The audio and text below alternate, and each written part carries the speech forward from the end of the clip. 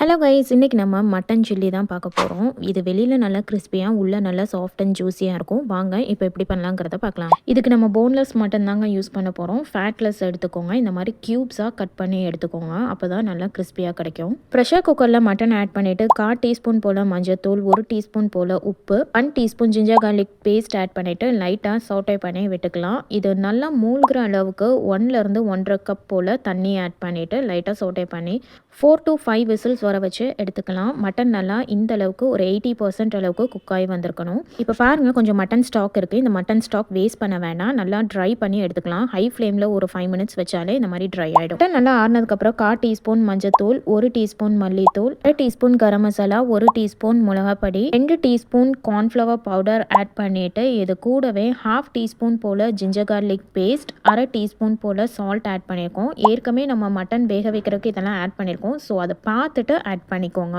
இது எல்லாத்தையும் நல்லா இந்த மாதிரி ட்ரையாக மிக்ஸ் பண்ணி எடுத்துக்கோங்க. மட்டன் நல்லா ஆறி இருந்தால் மட்டும்தான் இந்த மாதிரி உங்களுக்கு நல்லா ட்ரையாக கிடைக்கும். நம்ம ஆட் பண்ணியிருக்கிற மசாலாஸ் எல்லாம் மட்டனோட நல்லா கோட்டாகி வந்துருச்சு. பாருங்கள், நல்லா உதிரி உதிரியாக இருக்குது. இது அப்படியே ஒரு 1 ஹவருக்கு ரெஸ்ட்டில் விட்டுறலாம். அப்போ தான் மட்டனில் வந்துட்டு அந்த மசாலாஸ் எல்லாம் நல்லா பிடிக்கும். இப்போ 1 ஹவர் ஆயிடுச்சு. பாருங்கள், மசாலா வந்து நல்லாவே பிடிச்சிருச்சு.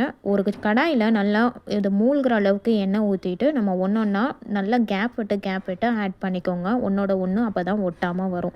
மட்டன் ஆட் பண்ணதும் இமீடியட்டாக ஸ்பூன் வச்சு நீங்கள் மிக்ஸ் பண்ணாமல் ஒரு 2 மினிட்ஸ் கழித்து ஃப்ளிப் பண்ணி போட்டிங்கன்னா நல்லா கிறிஸ்பியாக வரும். இந்த ஸ்டேஜில் கொஞ்சமாக கருவேப்பிலையை கிள்ளி சேர்த்துக்கோங்க. இது ரொம்ப நல்ல ஃப்ளேவர் கொடுக்கும். இப்போ 2 மினிட்ஸ் கழித்து லைட்டாக இந்த மாதிரி ஃப்ளிப் பண்ணி போட்டுக்கோங்க. எண்ணெய் தெரிக்காமல் இந்த மாதிரி நல்லா பார்த்து கேர்ஃபுல்லாக பண்ணிக்கோங்க.